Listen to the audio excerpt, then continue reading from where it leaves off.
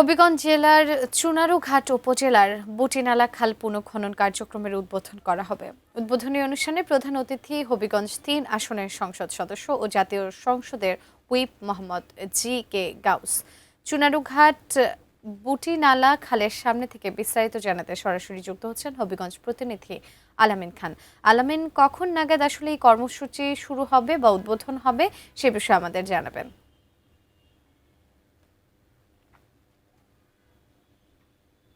এই উদ্বোধন হবে। এখানে যিনি আজকের প্রধান অতিথি তিনি হুইপ এবং হবিগঞ্জ ৩ আসনের সংসদ সদস্য আলহাজ জি কে গৌস তিনি কিন্তু এসে পড়েছেন এবং হবিগঞ্জ ৪ আসনের সংসদ সদস্য সহ যারা নেতৃবৃন্দরা রয়েছেন তারা কিন্তু এসে পড়েছেন।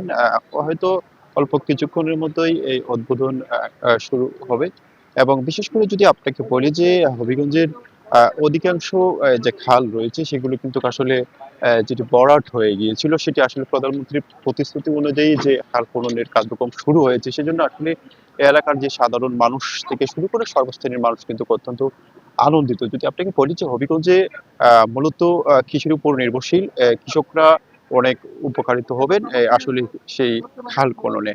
এবং বিশেষ করে আপনারা জানেন যে দীর্ঘদিন ধরে কিন্তু আসলে মাছেরও দীর্ঘ সংকট দেখা দিয়েছিল শুধু এই খাল খননের কারণে, কারণ খালগুলো ভরাট হয়ে যাওয়ার কারণে এই সমস্যাটার সৃষ্টি হয়েছিল। তবে আসলে কিছুক্ষণের মধ্যেই ওই যে কর্মসূচি সেটি শুরু হয়ে যাবে এবং বিশেষ করে এখানে আহ ২০০ ২০০ কিলোমিটার জায়গা কিন্তু আসলে উদ্বোধন করা হবে এবং কার্যক্রম আসলে পুরো দমেই শুরু হয়েছে। আমার পিছনে দেখতে পাচ্ছেন আমি যে খালের পাশে দাঁড়িয়ে আছি সেটি হচ্ছে যে চুনারুঘাট একটি খালে, সেই খালে কিন্তু অসংখ্য শ্রমিকরা কাজ করছেন এবং বিশেষ করে অসংখ্য নেতা কর্মীরা তারা কিন্তু কাজ করছেন এবং বিশেষ করে যিনি হুইপ এবং হবিগঞ্জ ৩ আসনের সংসদ সদস্য আলহাজ জি কে ঘোষ উনি এসে পড়েছেন।